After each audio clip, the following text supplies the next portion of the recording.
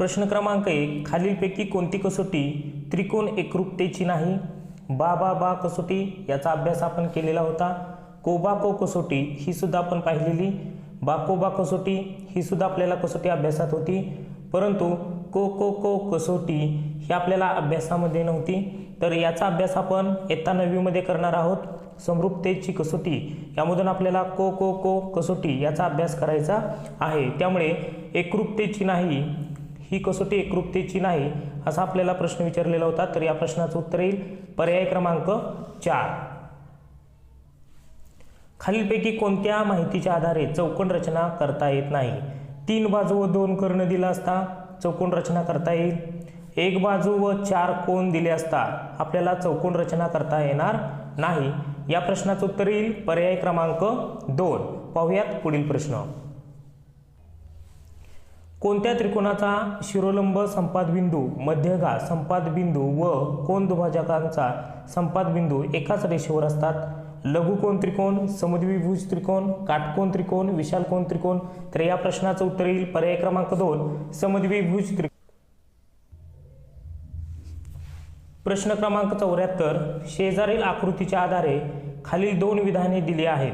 त्या विधानांसाठी पर्यायातील कोणता पर्याय योग्य ठरेल? विधान 1 दिलेलं होतं, कोन PMN व कोन RNM ही रेषीय जोडीतील कोनांची जोडी आहे. पाहूयात आपण PM आणि N त्यासोबतच कोन RNM. तर ही रेषीय जोडीतील या ठिकाणी नाही, लक्षात ठेवा. तर ही जोडी आपल्याला जर बघितलं तर आंतरकोनाची जोडी दिसून येते, त्यामुळे हे विधान चुकीचं येईल. त्याचबरोबर विधान 2 दिलेलं होतं, कोन AMQ. तर हा कोन आणि कोन BNS ही संगत कोनाची जोडी आहे. BNS ही संगत कोनाची जोडी आहे. तर ही संगत कोनाची जोडी सुद्धा येणार नाही. दोन्ही विधान चुकीचे आहेत. पर्याय क्रमांक 4 या प्रश्नाचं उत्तर येईल. प्रश्न क्रमांक 75, एका दुकानदाराने शेकडा 10 सूट देऊन एक पुस्तक 360 रुपयास विकले, तर त्या पुस्तकाची खरेदी किंमत किती? तर हा प्रश्न आपल्याला या ठिकाणी सोडवायचा आहे. पहा, 100 रुपयाची छापील किंमत जर आपण घेतली, 100 रुपये छापील किंमत, त्यावरती 10 सूट दिलाय, म्हणजे त्या वस्तूची विक्री होईल 90 रुपये. 100 रुपयाची वस्तू आपण 90 रुपयाला विकणार, तर आपल्याला विक्री सांगितलेली आहे 360 रुपये.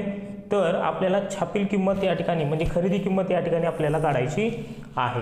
तर 100 गुणिले 360 छेदामध्ये 90 आपल्याला या प्रश्नाचं उत्तर मिळून जाईल. 10 10 100, 10 9 90, 9 1 9, 9 चौक 36 आणि हा 0. 40 गुणिले 10, तर यांचा गुणाकार करा, 40 10 400. तर खरेदी किंमत किती असणार आहे? तर 400 रुपये असणार आहे. पर्याय क्रमांक 1. पुढचा प्रश्न आपल्याला विचारलेला होता, 3/5, 7/9, 1/3, 9/11 यापैकी सर्वात मोठी संख्या व सर्वात लहान संख्या यामधील फरक किती? तर आपल्याला हा प्रश्न सोडवायचा आहे. पहा, 3/7, 3/5, 3/5 या ठिकाणी आपण 5 ने जर 3 ला भागलं तर येईल 0.6. 7/9, 9 ने जर 7 ला भागलं तर येईल 0.9 पुन्हा 7 उरतील 9 त्याचबरोबर 1/3 0.339 आणि 9/11 तर 0.10 येईल या ठिकाणी. 11/88 पुन्हा 2 उरतील 11/11. आता यामध्ये जर बघितलं आपण आपल्याला सर्वात मोठी संख्या आणि सर्वात लहान संख्या यामधील फरक काढायला लावलेला होता. तर यामधील जर बघितलं आपण तर सर्वात मोठी संख्या आपल्याला 9/11 या ठिकाणी मिळते. 9/11 यामधून आपल्याला वजा करायचं आहे 1/3. तर 9 3 किती झाले? 27 वजा 11 1 11 छेदामध्ये 11 3 33. तर अंशाची वजाबाकी केली तर किती मिळेल आपल्याला? 16 छेदामध्ये 33. तर आपल्या प्रश्नाचं उत्तर येईल 16/33. पर्याय क्रमांक 1 या प्रश्नाचं उत्तर येईल. प्रश्न क्रमांक 77, एका कारचा सरासरी वेग 60 किलोमीटर प्रति तास असताना काही अंतर जाण्यासाठी 8.5 तास लागतात, तर तेच अंतर 7.5 तासात कापण्यासाठी कारचा सरासरी वेग ताशी किती किमीने वाढवावा लागेल, असा प्रश्न आपल्याला विचारलेला होता. एका कारचा सरासरी वेग 60 किलोमीटर प्रति तास, 60 गुणिले आपल्याला 8.5 तास लागतात असं दिलेलं आहे. तर आपल्याला तेच अंतर 7.5 तासात कापण्यासाठी कारचा वेग किती हे सोडवावं लागेल. तर 7.5 इकडे भागाकारात येतील, 7.5 पॉईंटला पॉईंट निघून जाईल या ठिकाणी. नंतर 15 चौक 60, 15 5 75, 5 ने वरती भाग देऊयात, 5 1 5, 5 1 5, 3 वरतील 5 7 35, म्हणजे उरलं काय 4 गुणिले 17, 17 चौक 68. आता या ठिकाणी आपल्याला अगोदरचा जो वेग दिलेला आहे सरासरी किती दिलेला आहे, अगोदरचा वेग 60 किलोमीटर प्रति तास, तर 68 किलोमीटर प्रति तासमधून तो वजा करावा लागेल. 68 मधून आपल्याला 60 वजा करावे लागेल, तर 8 किलोमीटर प्रति तासने या ठिकाणी वाढवावा लागेल. पर्याय क्रमांक 4 या प्रश्नाचं उत्तर येईल. प्रश्न क्रमांक 78, 0.2 अधिक 0.02 अधिक 0.002 कंस पूर्ण आणि त्याचा वर्ग दिलेला आहे आपल्याला. तर याची बेरीज करून घ्यावी लागेल अगोदर आपल्याला. 0.2 पुन्हा 0.02 0.002 यांची बेरीज किती येईल, 222.0. याचा पुन्हा वर्ग करायचा आहे आपल्याला, याचा वर्ग करूयात आपण. पहा 222 गुणिले 222 किती येतील, 222 गुणिले 222, तर हा गुणाकार येईल या ठिकाणी 49,284. 49,284. आता आपल्याला वर्ग सांगितलेला आहे, त्यामुळे किती घर आहेत, 1 2 3, त्यामुळे आपल्याला आहे तीच संख्या लिहायची 49,284 आणि 3 घरं आहेत दशांश चिन्हानंतर, त्यामुळे त्याची दुप्पट करायची. 1 आणि उजवीकडून डावीकडे मोजत यायचं, 1 2 3 4 5 6.0, तर याचं उत्तर येईल 0.049284. पर्याय क्रमांक 3 या प्रश्नाचं उत्तर येईल. पाहूयात पुढील प्रश्न. ओ केंद्र असलेल्या वर्तुळाची 60 सेमी लांबीची एक जीवा वर्तुळ केंद्रापासून 16 सेमी अंतरावर आहे, तर त्या वर्तुळाची त्रिज्या किती सेमी असेल. तर आपल्याला एक वर्तुळ दिलेलं आहे, एक वर्तुळ, आणि या वर्तुळामध्ये सांगितलेलं आहे की 60 सेमी लांबीची एक जीवा. 60 सेमी लांबीची एक जीवा म्हटलेलं आहे, तर 60 सेमी लांबीची एक जीवा येईल या ठिकाणी 60 सेमी. त्यातून वर्तुळ केंद्रापासून हे जे अंतर आहे जीवेचं ते आहे 16. किती आहे, 16. आणि आपल्याला या ठिकाणी समांतर घ्यायचं आहे, त्यामुळे 60 आहे, तर इथे 30 होईल आणि ही त्रिज्या आपल्याला काढायची आहे. तर त्रिकूट, पायथागोरसचं त्रिकूट लागेल, 16 30 34, तर या ठिकाणी त्रिज्या असेल 34 सेमी असेल. पर्याय क्रमांक 4 या प्रश्नाचं उत्तर येईल. एका वर्तुळाकृती बागेचा व्यास 84 मीटर असून त्या बागेभोवती 3.5 मीटर रुंदीचा एक वर्तुळाकार रस्ता तयार केला, तर त्या रस्त्याचे क्षेत्रफळ किती. तर आपल्याला एका वर्तुळाकृती बागेचा व्यास या ठिकाणी एक वर्तुळ काढायचं आहे आणि यामध्ये 84 मीटर व्यास म्हणजे त्रिज्या किती असणार आहे, तर त्रिज्या 84 भागिले 2 केलं तर आपल्याला त्रिज्या समजेल 2 चौक 8, 2 दुनी 4, 42. आणि त्याच्याभोवती आपल्याला असा रस्ता काढायचा आहे, तर हा जो रस्ता असणार आहे तो असणार आहे 3.5 मीटर. किती असणार आहे, 3.5 मीटर. मग 42 आणि 3.5. अगोदर आपल्याला वर्तुळाचं क्षेत्रफळ काढणं गरजेचं आहे. तर वर्तुळाच्या क्षेत्रफळाचं सूत्र, वर्तुळाचे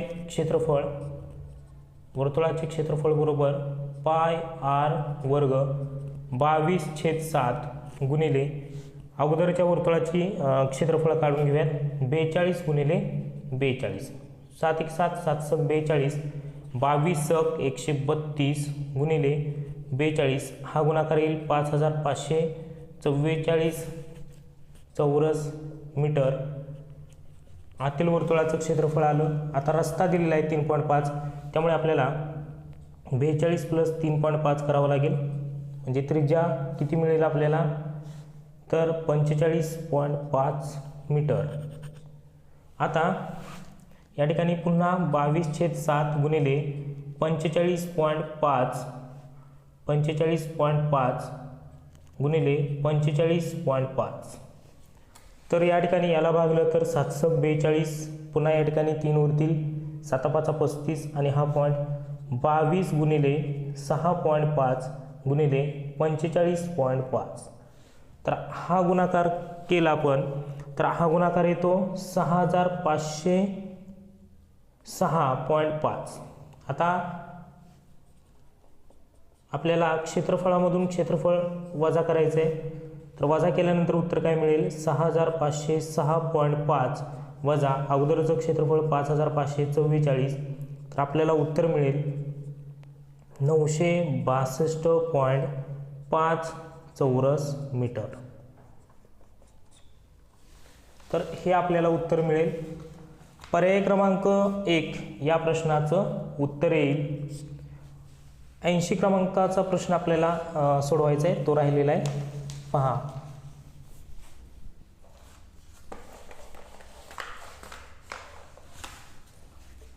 प्रश्न क्रमांक 80. एका इष्टिकाचिती आकाराच्या पेटीचे घनफळ 150 घन सेमी असून तिची लांबी 10 सेमी व रुंदी 5 सेमी असेल तर तिची जाडी किती. आपल्याला या ठिकाणी उंची विचारलेली आहे. तर इष्टिकाचितीच्या घनफळाचं सूत्र जर बघितलं आपण तर ते आहे लांबी गुणिले रुंदी गुणिले उंची. 150 बरोबर 10 गुणिले 5 गुणिले उंची. 150 हे भागाकारात येतील 10 गुणिले 5, उंची बाजूला राहील, शून्याला शून्य गेले, 5 1 5 5 3 15, म्हणजे जाडी किती आली या ठिकाणी 3 सेंटीमीटर. किती आली जाडी, तर 3 सेंटीमीटर या ठिकाणी आलेली आहे. पर्याय क्रमांक 2 या प्रश्नाचं उत्तर येईल. प्रश्न क्रमांक 82. घनमुळात 0.021952. तर हा या ठिकाणी तुम्हाला घनमूळ काढायचं या ठिकाणी मी तुम्हाला शिकवलेलं होतं. तर या ठिकाणी घनमूळ कसं काढतात पहा. तर घनमुळामध्ये 0.021,952. तर शेवटचे 3 अंक या ठिकाणी सोडून द्यायचे. 2 असेल तर आपण 8 घेतो. उरलं काय 21. 21 कोणाच्या घनसंख्यांच्या मध्ये येते, 2चा घन 8, 3चा घन 27, 3चा घन 27, 3चा घन 27 यांच्यामध्ये या ठिकाणी 21 येतो. 21च्या मागची घनसंख्या 8, 8चं घनमूळ किती येईल 2 आणि 0.0, त्यामुळे आपलं उत्तर येईल 0.28. पर्याय क्रमांक 4. प्रश्न क्रमांक 83. x घन अधिक x वर्ग वजा x वजा 1 कंस पूर्ण छेदामध्ये x वर्ग वजा 1 गुणिले x वर्ग वजा x अधिक 1 छेदामध्ये x घन अधिक 1 याचा विस्तार आपल्याला करायचा आहे. तर पहा, x वर्ग कंसात पहिल्या कंसामध्ये x अधिक 1 वजा 1, दुसऱ्या कंसामध्ये x अधिक 1 छेदामध्ये x वर्ग अधिक 1 गुणिले x वर्ग वजा x अधिक 1 छेदामध्ये x अधिक 1, x वर्ग वजा x वर्ग वजा x अधिक 1. आता आपल्याला पहिल्या कंसामध्ये काय येईल, तर x अधिक 1 येईल आणि दुसऱ्या कंसामध्ये काय येईल, तर x वर्ग वजा 1 छेदामध्ये x वर्ग वजा 1 गुणिले, आता याला हे कटेल त्यामुळे येईल 1 छेदामध्ये x अधिक 1. तर याला हे कटेल x वर्ग वजा 1, x वर्ग वजा 1 हे कटून जाईल, उरलं काय फक्त 1. पर्याय क्रमांक 3 या प्रश्नाचं उत्तर येईल. प्रश्न क्रमांक 84. 5x वर्ग अधिक 10x वजा 175 या बहुपदीस x अधिक 7 ने भागल्यास भागाकार व बाकी अनुक्रमे किती येईल? आता बहुपदीचा भागाकार यावरती एक प्रश्न येणारच हमखास, हे मी तुम्हाला अगोदरच सांगितलेलं होतं. तर भागाकार करून घेऊयात आपण. 5x वर्ग अधिक 10x वजा 175 याला आपल्याला भागायचं होतं x अधिक 7 ने. तर x ने 5xला भागल्यानंतर काय येतं पहा, 5x वर्ग छेदामध्ये x याने याला भागल्यानंतर येतं 5x. डोक्यावरती लिहायचं होतं आपल्याला 5x. आता 5x ने आपण x अधिक 7ला गुणून घेऊयात. 5x ने x ला गुणल्यानंतर 5x वर्ग अधिक 5 7 35x. तर हे इथं लिहायचं होतं आपल्याला 5x वर्ग अधिक 35x. इथे वजा हे कट झालं असतं, अधिक चिन्ह वजा चिन्ह होईल, या ठिकाणी चिन्ह बदलेल.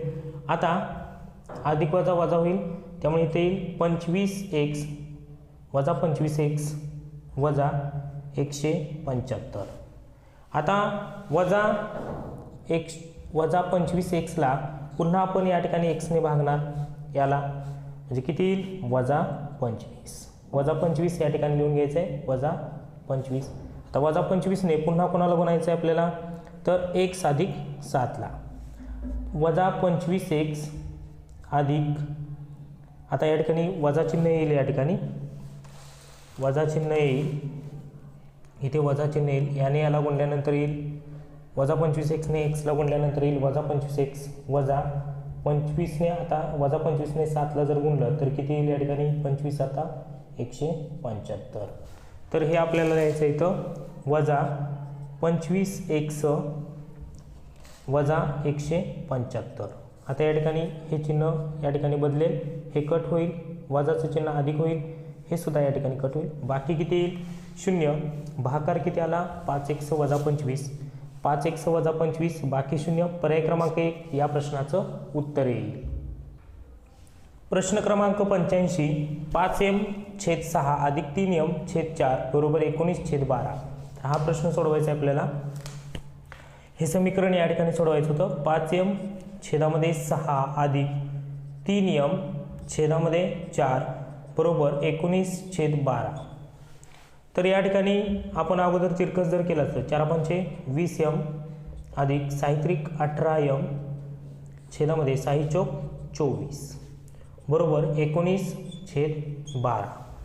आता आपल्याला 12ने याला गुणायचं होतं, 12ने याला गुणायचं होतं 20m अधिक 18m बरोबर 19 गुणिले 24. तर हे सोडवून घेऊयात आपण. 12 दुनी 24 आणि हा 0 240m. पुन्हा या ठिकाणी 12 8 96, 9 आले हातचा 12 1 12 आणि 9 किती झाले 21 216m बरोबर 19 चौक 76, 7 हातचे 19 दुनी 38, 38 आणि 7 झाले 45, 456. यांची बेरीज केली तर किती येते 456m बरोबर 456. m इथेच राहील. 456ला आपण 456नेच भागणार आहोत, त्यामुळे किती येईल 1. m बरोबर किती आलं तर m बरोबर 1. पर्याय क्रमांक 3 या प्रश्नाचं उत्तर येईल. प्रश्न क्रमांक 86 एका गावातील 20 कुटुंबातील सदस्यांची संख्या खालीलप्रमाणे आहेत, तर त्या सदस्यांचा मध्य काढा. तर या ठिकाणी आपल्याला सरासरी काढायची होती. तर यांची बेरीज किती आली असती, एकूण किती संख्या आहेत 1 2 3 4 5 6 7 8 9 10 11 12 13 14 15 16 17 18 19 20. यांची बेरीज येईल 66 छेदामध्ये 20 भाग द्या. या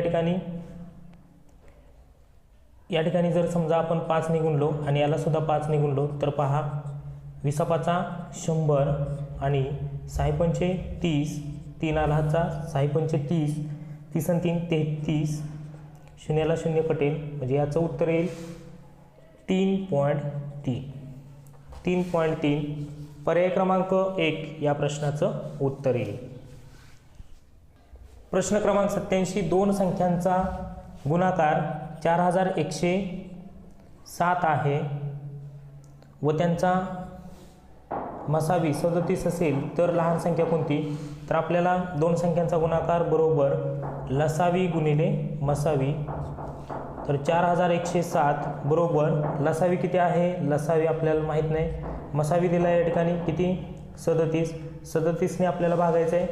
4107ला 37ने भाग देऊयात म्हणजे लसावी निघेल. 37ने भागलं तर 37 एक 37, पुन्हा 4 उरतील 37 एक 37, 3 उरले 37 एक 37 म्हणजे लसावी किती आला? लसावी बरोबर 111. आता आपण लसावीला जर मसावीनं भागलं 111 लसावी आणि मसावी किती आहे? 37. 37ने जर 111ला भागलं तर किती येणार आहे? 3 येणार आहेत बरोबर. याच्या असामायिक अवयवांचा गुणाकार कसा होईल? 1 आणि 3. मग याला जर आपण मसावीनेच गुणलं तर लहान संख्या मिळते आपल्याला. कोणती मिळते? लहान संख्या गुणल्यानंतर 37च मिळते बरोबर. म्हणजे याचं उत्तर काय येणार आहे?